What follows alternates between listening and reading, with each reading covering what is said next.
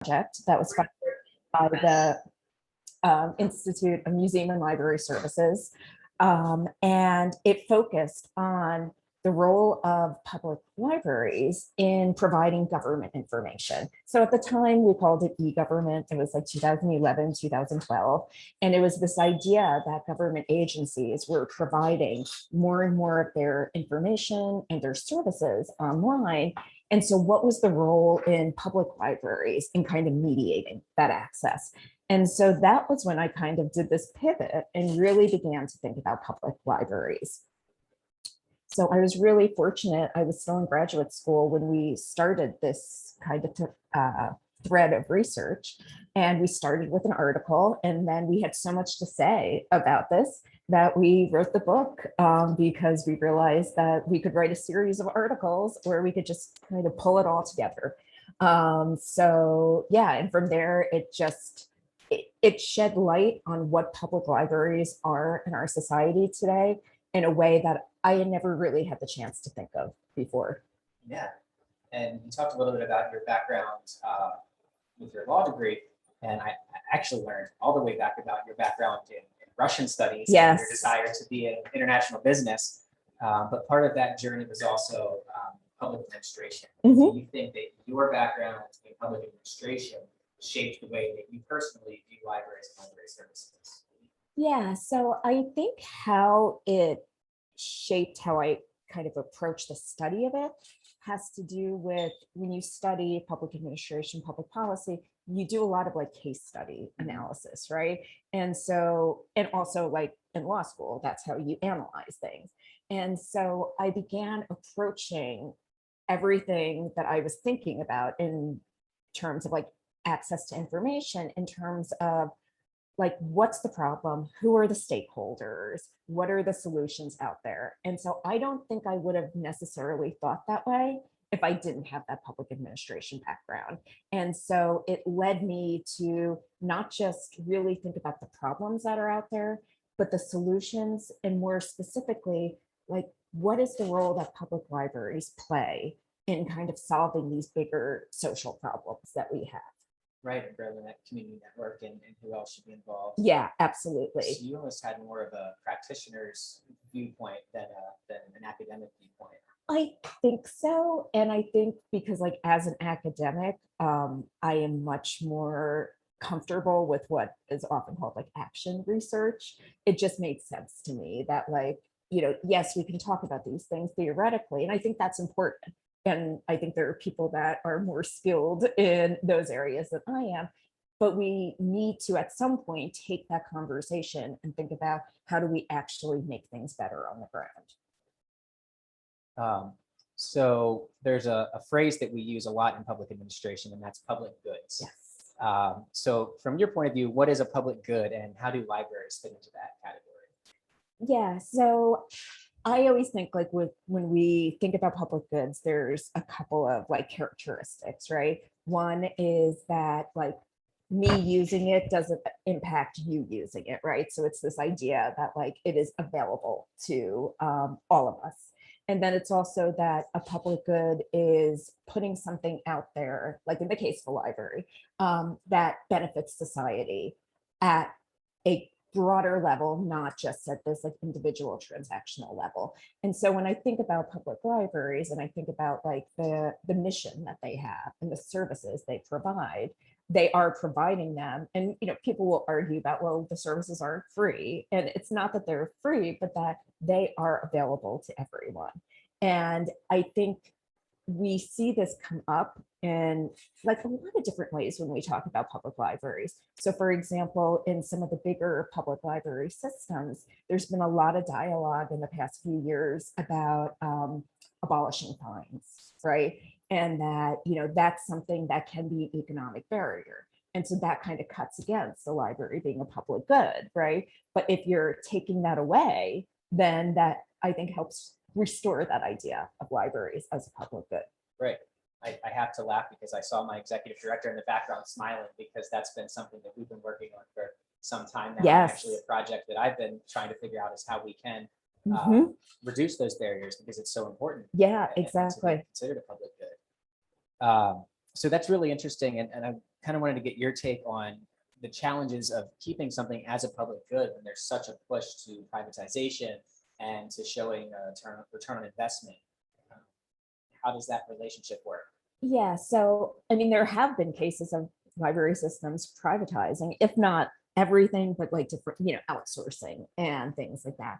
But I think where we have to keep coming back to when we think about libraries is this idea that there are no other organizations out there that can provide the services and the resources that libraries do, right? And so when you add in any aspect of privatization and you begin to think about like a profit motive, for example, then you're starting to focus on, specific interests, specific groups, special interests, and you're not thinking about society as a whole. And if what libraries are committed to is to provide this equitable access to information, then as long as they keep coming back to that idea, then I think it keeps them in that space of being a public good. And I think not everyone will agree that that's always makes the most sense, but I think that the history of libraries really shows that we needed it. We needed public libraries when they were first created, and we need them now. So I'm really glad you mentioned that, because actually I want to jump to history next. Actually, the way that we'll sort of go is I want to talk about the history of libraries now, and then some trends in the future. But focusing on that history aspect, I mean, your book is really interesting in providing this sort of long-term history of libraries, how they started in the United States, how they've grown. What did the first libraries look like? When did they start to appear, and how do they look different from libraries of today? So the first libraries started to appear in like the late 18th century, and they were public libraries, but their audience was the elite for the most part, right? And so the idea was like we were moving from a situation where there had been private libraries, and that was more that's where like the term patrons comes from and everything like that. So yeah, we started having these public institutions, but they weren't for everybody. Where we began to see kind of this broader community focus was like 100 years later. But the focus was on like cultural activities, some educational activities. And so we kind of continued in that space. And it wasn't until the 1930s or so that I think we saw like the birth of the modern library in the United States. And that's where we began to see libraries tentatively in some cases, but stepping into this idea of providing services to the communities that maybe weren't directly related to the books and the physical materials, but focused on the community. So throughout that time, there's been some, there's been times where libraries have really had to rise to the occasion of their times. These sort of transition moments where libraries have had to adapt or meet a community need. What are some of the times of change that you think really forced libraries to step up and to adapt? So full disclosure, I knew this question was coming, and this was one of the ones I really had to think about because I was like, I could go off on so many tangents here. So I thought about 3 of them. Okay. So again, let's start with like this period of the 1930s. And so I think one of the defining moments was when they did really take on this idea of intellectual freedom as being very, very important to the core of what libraries do. And so there was issues with, government control, fascism, things like that. And so we saw kind of this idea that libraries were this marketplace of ideas, right? And that's something I'll talk about as we kind of move through the different periods. So I think that was the first defining moment. I think another defining moment came when libraries became these community access points for the internet, right?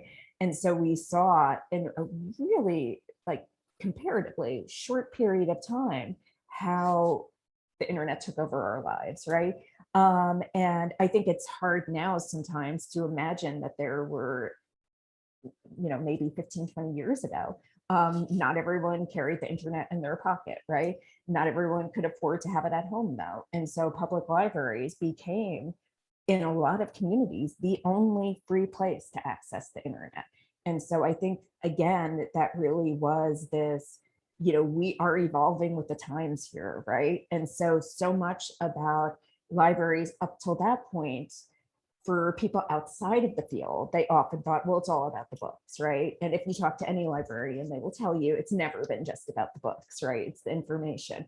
But with this advent of like technology that has just been, accelerating over the past 20, 25 years, libraries defined their place there. And that I think was really important for them.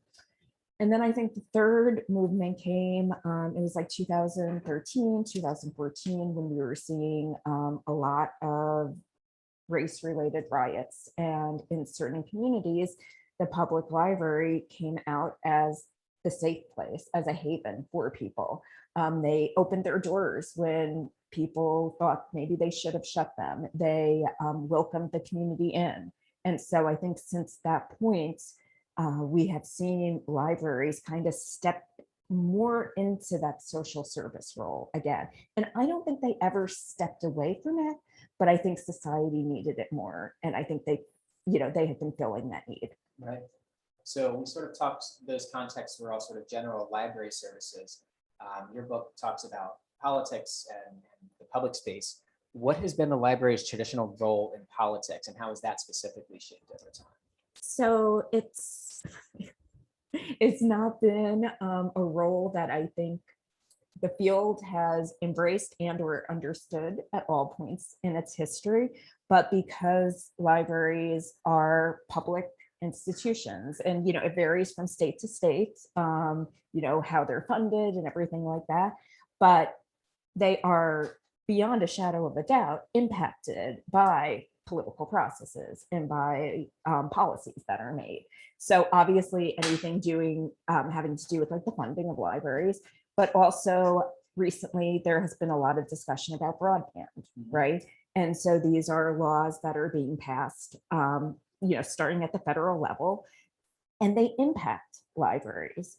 And the problem is, one of the problems that I think libraries have faced in this sphere is that they are not driving the process. They are just kind of getting pulled into it. And so then what happens is there are outcomes that aren't necessarily advantageous to libraries, right? Whereas and we've seen this, in certain situations where libraries kind of step into the process earlier and become more active and less reactive in the process, then the outcomes can be better and more beneficial. And that impacts the whole community. Exactly. And it's funny, you mentioned a couple of different things that we see here. I mean, in Pennsylvania, library funding is crazy. Trying to learn how library funding works was, I think, I joke, it took me 6 months to figure out how library funding in Pennsylvania works, because it sort of comes from everywhere and you have to be aware of so many different things going on that impact your budget. But some of the topics you mentioned, I mean, you mentioned broadband, education, all the policies, you really have to be aware of all of them. And libraries have a place in that conversation and certainly should be at the table to talk about those things. And I think, so part of it, like, it starts with how we educate librarians. I think we have started realizing that we can't just assume that librarians are going to be comfortable with suddenly having to view themselves as advocates and get involved in political and policy processes if we don't begin to introduce them to it, right? And so we need to do a little bit of changing in how we educate the future librarians. But have you seen that transition start to take place? Yes, and it's not like universal across all LIS programs, library and information science, like they all have different areas of focus. But I do think that there is this idea that we have to talk about these issues and hope that people, even just by being aware of them, when they're then working in a library, that they're like, oh, okay, like this is something I've heard of. This isn't brand new to me. This isn't like shocking that I have to worry about these sorts of things. And then I think it's also kind of building up their confidence that like they do have a voice and they should use their voice. So one example that I think librarians kind of rose to the challenge was with network neutrality. Like this would have been the Obama administration, so like 10, 12 years ago, when they were kind of trying to figure out what the regulations should be. And it being federal government, they have, their notice and comment period for regulations. And this was one of the times where librarians in the library associations were actually like, yeah, we're going to comment, like this will impact us. And we don't want the conversation to be dominated just by the internet service providers and the content providers. Now, granted, they are bigger and louder. So yes, we're still going to hear them.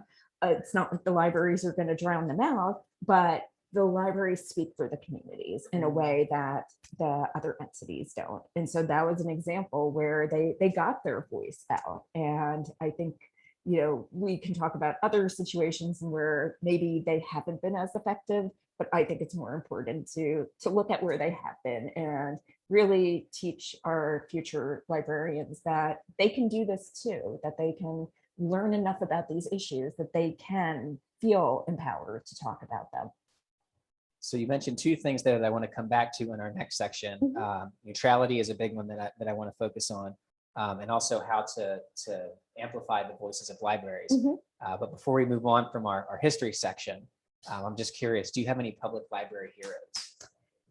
This was another question that I really thought about. And for me, the public library heroes that come to mind are, for example, the librarians who, after the Patriot Act, so going, recent history, I guess, 18 or so years ago, who, when the FBI came to them wanting to get their library records using national security letters based on the Patriot Act, they said no. And, there is a pretty interesting court case several that went through several rounds of appeals, and they held to their principles, right? And they remembered why libraries were there and who they were there for. And more recently, we've had a lot, unfortunately, of book challenges going on. And so the librarians that have they feel empowered to represent their communities and to push back when people want them to take down their Black History Month displays or their Pride Month displays. Like, those are the heroes to me, right? Because they are the ones that, like, every single day that they go to work, they are representing their communities and they're representing the ideals of the profession. And standing up to confrontation. Yes, absolutely. And the FBI. Like, yeah. Who wants to do that? Standing their ground. Yeah. Yeah, that's awesome.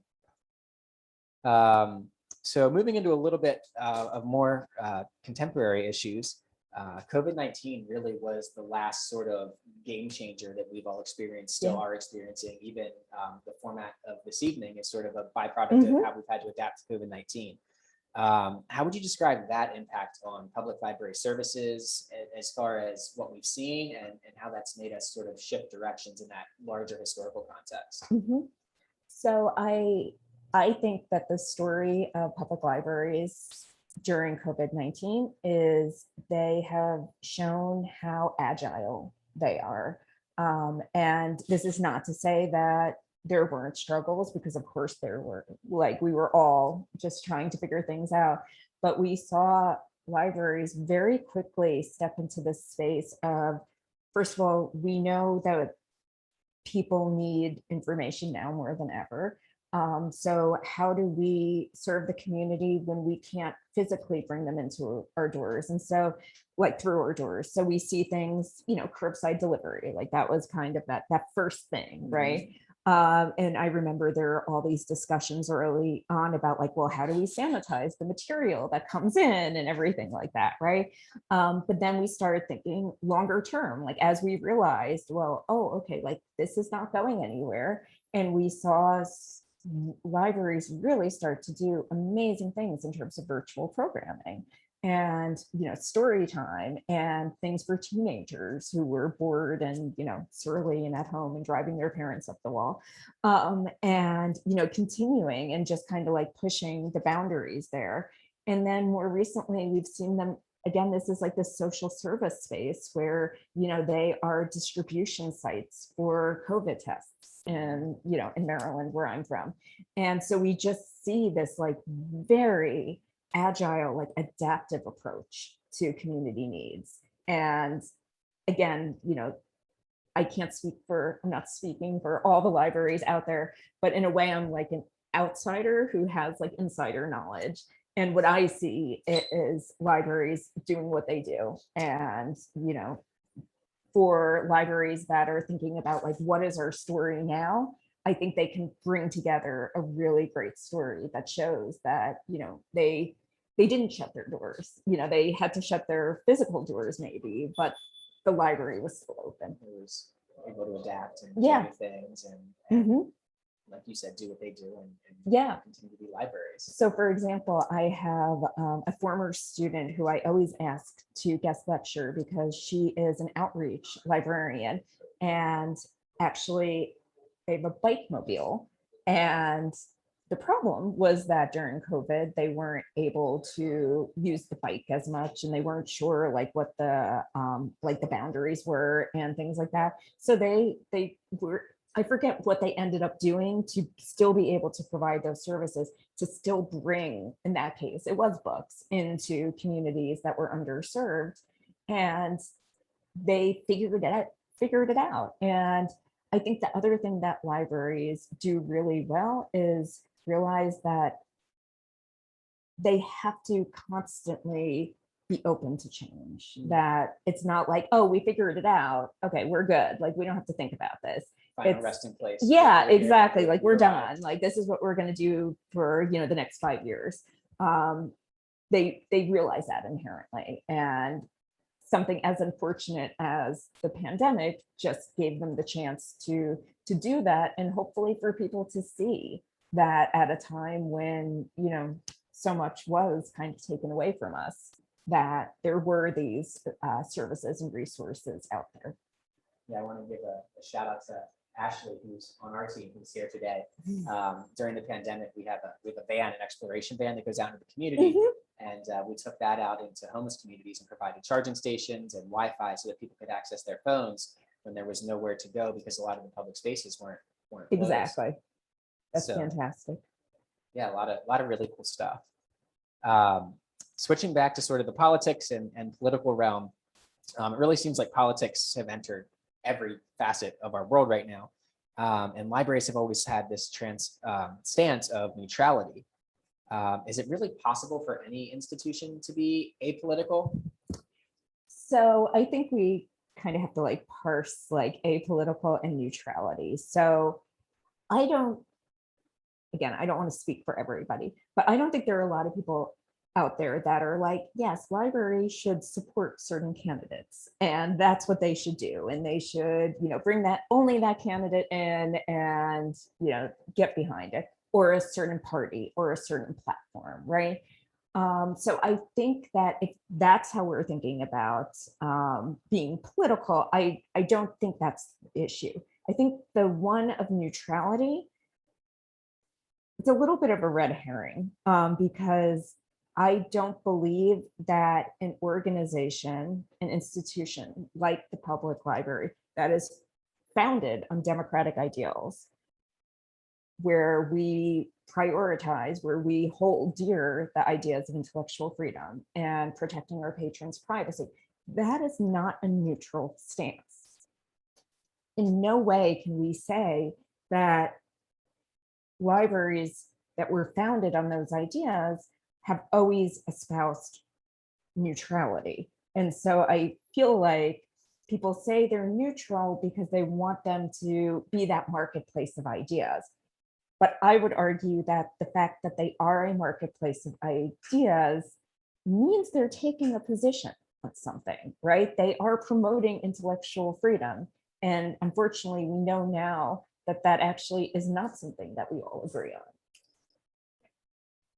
So in your book, you talk about neutrality as this self-imposed limitation. Mhm. And that kind of goes back to what you were saying earlier, where libraries do have a voice and they can have a voice. And neutrality, like you said, by standing behind neutrality, limits your ability to tell that story that you were just describing.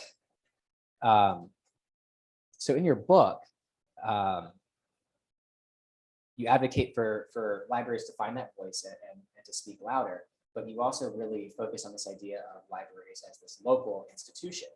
How can libraries take a stance on federal issues as a local institution? Right. So, I mentioned the example of broadband, right? And so that's like a big federal policy, but it impacts the local institutions, right? So the idea behind getting funding for broadband is so that way we can have better connected institutions, right? It's the infrastructure, and nothing exists in a vacuum. And so we have to think about how do we make those, if not leaps, those steps from policy that's happening at the federal level that's impacting our local institutions. How do we explain that so that not only we understand it, but also that decision makers and people that are deciding budgets and things like that understand that federal policy can seem very far removed, but it's not, it trickles down. Mhm. And so like E-rate, which is another way that libraries have been funded, that's another thing that's happening at the federal level, but it filters down through the different levels of government. So how can we send our voices back up?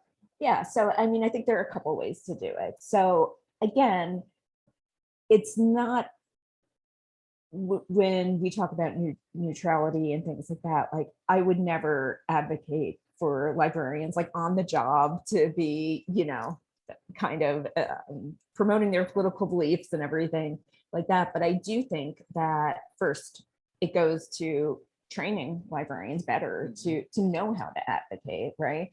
To making those connections with other librarians, with other communities, so that you can bring your voice together on these issues, and then kind of figuring out how to get that information out there, right? So it's not just about like knowing the message, but it's how do you disseminate it? So are you going to go to like, library day at your state capitol? Are you going to go to DC and do it?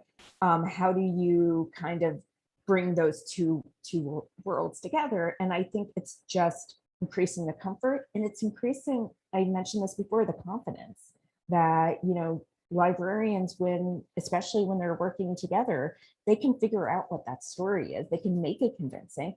They're really good with like, infographics and like kind of making this message something that other people can understand. So do that. Like, don't think that it's not within your job responsibilities to do that when it's focused specifically on those policies that are impacting your library.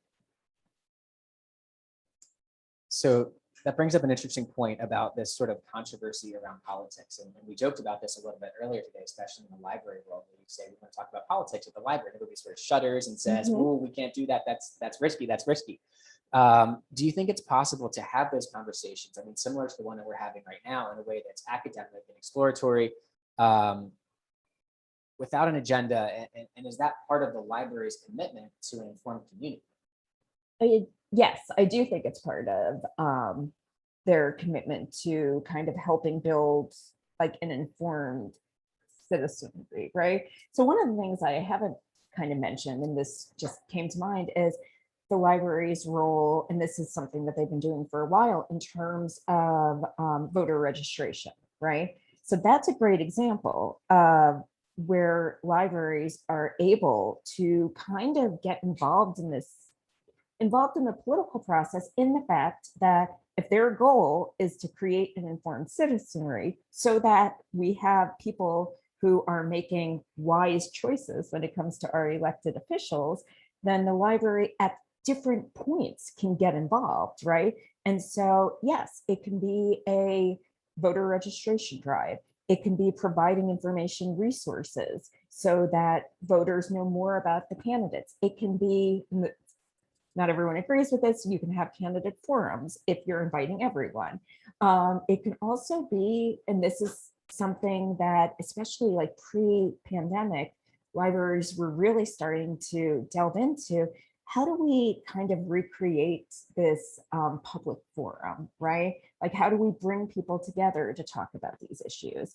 And so in my mind, like, that's still not libraries being political as much as helping their communities engage in the political process. Do you think that builds value for public libraries or I, even political capital? yes, I think it does. I think what you mentioned when you started, kind of that hesitation, it's uncharted territory for a lot of libraries. And so I think we're still not sure of what the bounds of that are. Like, again, clearly, like, I think the voter registration drives are something everyone's comfortable with. But to give an example of something that, from my librarian mind, didn't seem to be an issue, when the Affordable Care Act was passed, there's a thing between government and libraries, like, where the government will say, you can go to your public library and they will help you do things. They will help you fill out forms.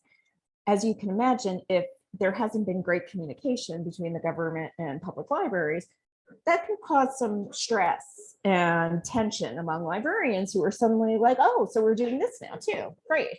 So our library practitioners behind us are laughing. yeah, I mean, I guess the political term or policy term is like an unfunded mandate, right? And it's like, we want you to do this. No, we're not going to give you more money, but you're going to help people because that's what you do, right? So there's kind of this history of this. But with the Affordable Care Act, what happened was, I believe it was at ALA that year, American Library Association's national conference, where people were really talking about, well, wait a second, like, we're supposed to help people, like, when it comes time to enrolling for the Affordable Care Act. And it became really political, with some librarians saying, well, no, I don't support the Affordable Care Act, so I will not help people enroll. Like, you cannot ask me to do that. That is a political act. And so, I guess, to borrow like public policy language, to me, they needed to reframe the issue, right?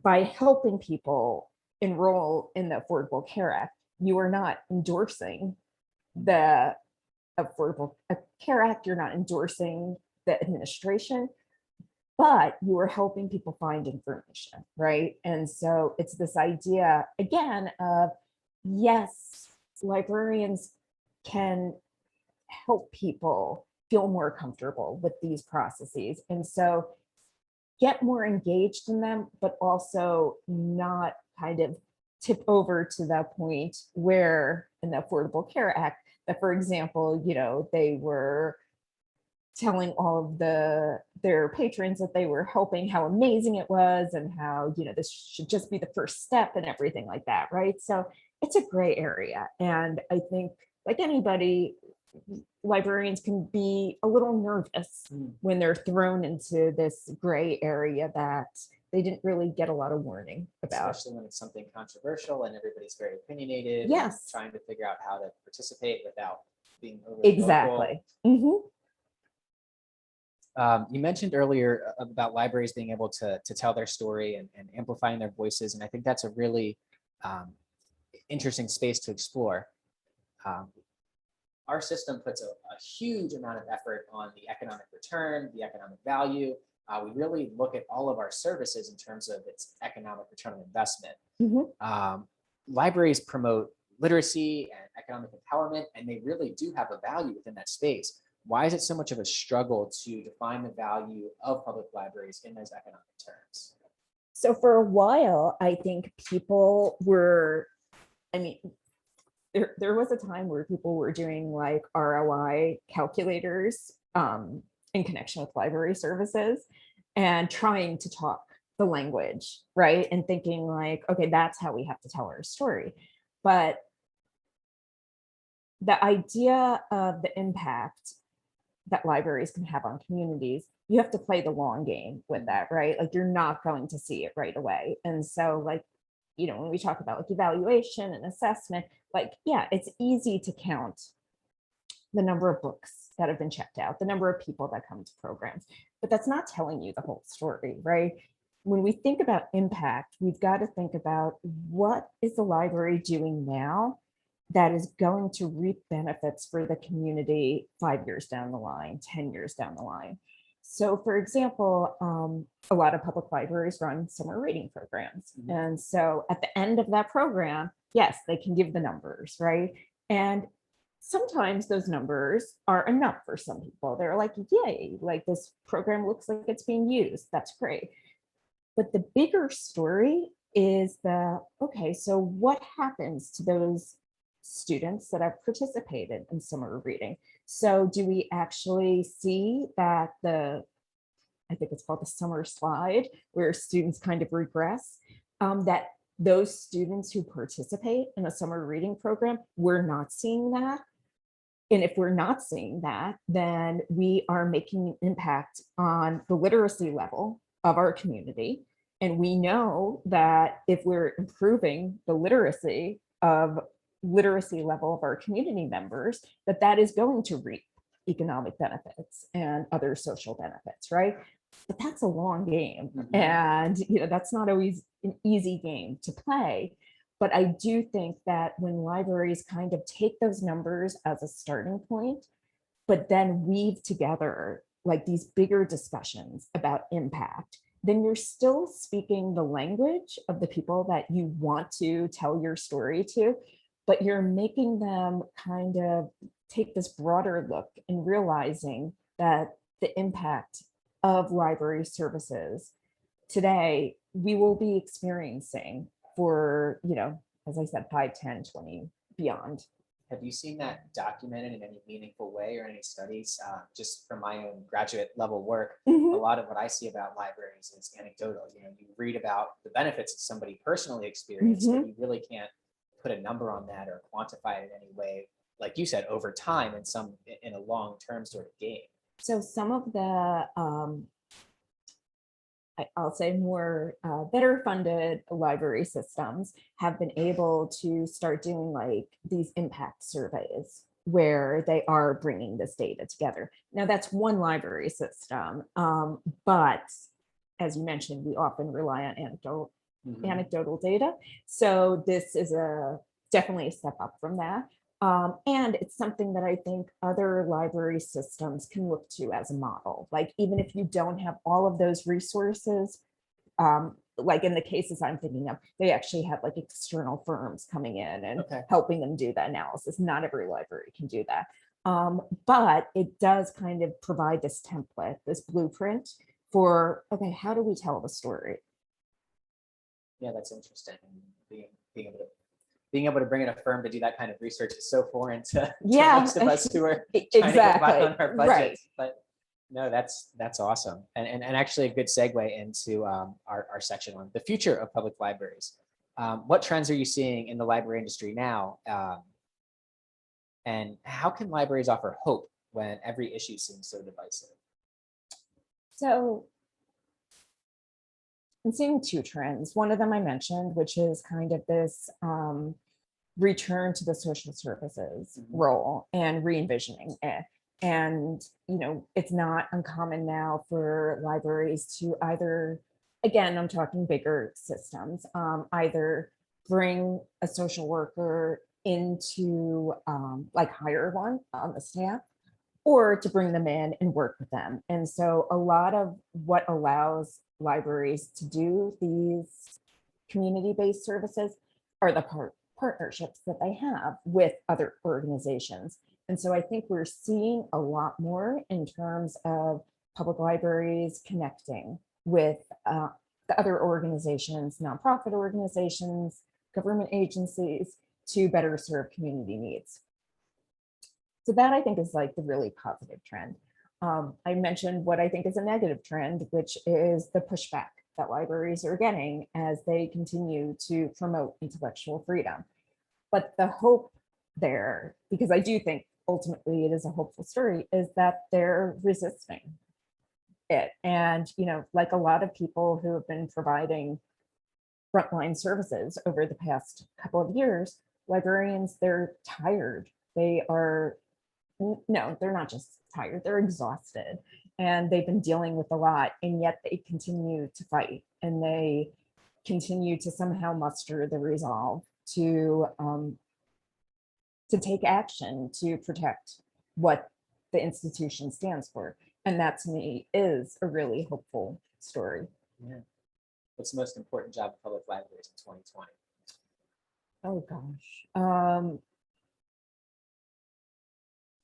So one of the things that I haven't mentioned is the role of libraries in helping people navigate a really complicated information landscape. So, you may have heard of fake news, it's misinformation, it's disinformation. And I really think, particularly having been in a very divisive environment in the United States for the past 5 years or so, and then complicated by an ongoing global pandemic, we have a lot of challenges in that area. We have a lot of people who are not processing information, not sharing information, and not contributing to kind of this information landscape in positive, good ways. And I think that libraries are really well positioned to act as the access point for information, like they've always done. Like, this is not obviously not a new role, but I think it's more important than ever. I think the more information that there is for people to have to sort through, and you overlay that in an environment where we're questioning all of the information that we're getting, we need people to help us figure out how to work through that space. And that looks different in every library. Like, it's so important for libraries when they think about, okay, how do we help our communities in this? Maybe in some cases it is providing, classes on like how to spot fake news. That's not going to work in every community, right? And so then maybe you have to think about, like, what can we do in terms of going out to our communities and making sure that people have access to trustworthy information. And so that, I think, in this environment that we're in, and that I don't think is going to radically change, is the most important role. Right. Yeah, it's just so important right now, and something that we are uniquely positioned Yes, to respond to absolutely. and answer the call. Mm-hmm. Excellent. Well, those are all the questions that I had for you, but I'd love to hear if there's any questions from either the folks that are with us or out on the Zoom. We've got a few minutes left, so if there's any questions, we'd love to take those. I'd love to hear you expand on your last point about information and how to authenticate information. Mm-hmm. But juxtapose it around the transition pretty immediately we've seen over probably the last 10 years in terms of how information is consumed. Less from a book form and more to like a multimedia. So the advent of Kindles, and now people are getting information from multimedia sources, more like videos and things like that. Mm-hmm. How do you see the library's role kind of stepping up and into what's a very different landscape in terms of how information is given to an audience, but also with the overlay of whether or not that information is accurate or true, while all the time trying to keep an open door to information as a library? It's very easy. I have like a one-word answer for it. Yeah. So, wow, I could give a very long answer to that. But what I will say is that when we start thinking about like the changes that we've seen in terms of like who is able to produce information, like you said, it's not in books anymore. Like, we used to be able to be like, well, this is a book, like we can feel it. It's, it was written by someone, like we believe that this person knew what they were talking about when they wrote it. And so it's really this question of authority and what happens when you're no longer sure whether the source of information should be kind of speaking on this issue. And so this is where I think librarians' roles as educators really come into it, right? So yes, librarians in schools can do that and help the students that they have access to, for lack of a better word, develop those skills. But what about the people that have graduated from their school and are just living their lives. Public libraries, as kind of being this community organization and also an institution of lifelong learning, that is where they can come in. Now, again, like it's going to look different, like how they're able to meet that need. But I really do think that they can kind of take what they know about, how do you determine if a source is trustworthy, incredible? And, my standard is always like, would you recommend this to a friend? Like, is this the source of information that you give your mother, right? They can help people develop those skills. You talked a lot about meeting the needs of the community that libraries are situated in. From your experience in looking at libraries broadly, what's the process for getting that input from all of these various communities, and how is need determined or should be determined? So this again kind of can point to an issue of resources, right? So how people are able to gather information about community needs depends on, what you have available to go out and get that information, right? And so often where I think people start is user surveys, right? And so they collect information from the people that are coming in through their doors, like physically, using their website. And, we all see those, like maybe they're pop-up surveys, maybe they are surveys that are given like after you attend a program. And that's great. That's getting you good information. The problem though, is that approach isn't actually getting you information about, I don't like the term non-users, I use the word potential users. So, who are those potential users? Potential, right? Like, exactly, like we haven't gone to them yet, but we still can. And so that's where I made the point about how important partnerships are.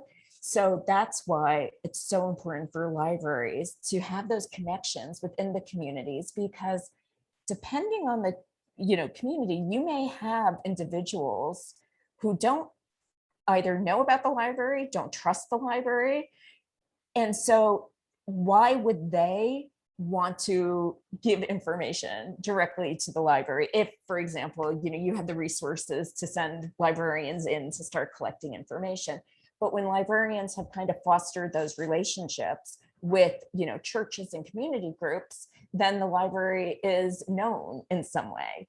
And it also allows the library to just deepen those connections within the community. And so I think that libraries know how to get the information and they know the questions they want to ask. Like I will even ask my graduate students, like if you were to do a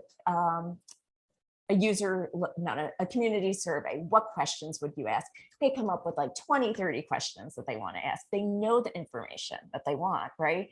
But then it's like, okay, what do we actually have? What means do we have at our disposal to actually do something with this information, right?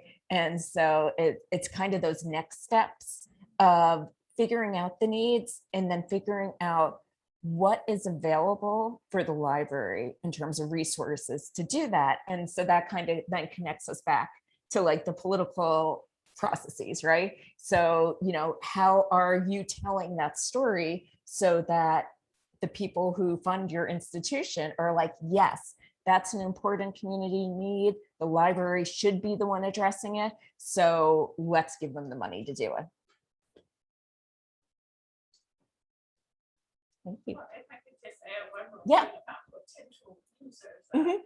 Karen and I work with young people and distributing books and trying to increase literacy among perhaps some of those potential users. Yes. Who may never go into the library or rarely, and something really detrimental that has happened in some schools is that libraries have been taken out. So these potential young users don't really have an affiliation or an understanding of, how to use a library or what's it for. They don't have books in their homes, some, and it just is becomes a larger issue. How Yeah. you know the needs, you understand what's necessary, the process for getting that down to where people do feel comfortable, or they do know, or they want to. They want to know. Mhm. That's an issue that I think needs to be addressed in terms of need within communities.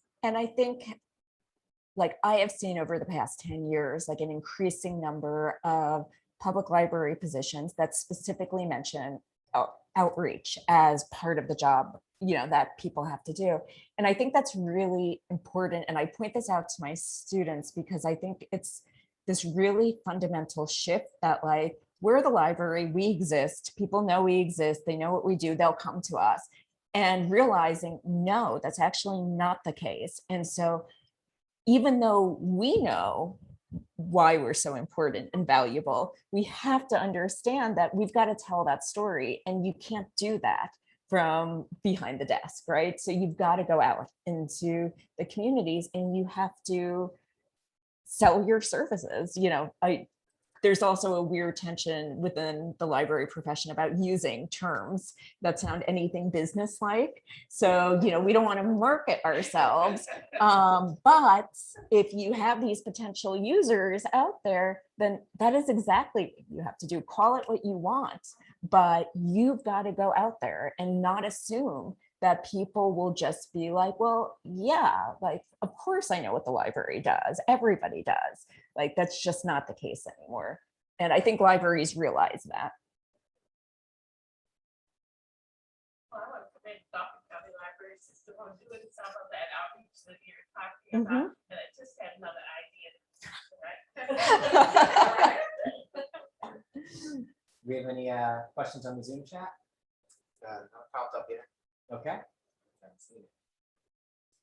Excellent. Well, thank you everybody for joining us here, for joining us on the Zoom. And Dr. Gorham, thank you so much for Thank being you with us for today. It was having a me. pleasure spending the day with you. Very enjoyable. Thank you. We talked a little bit about collecting surveys. There will be a survey following this presentation.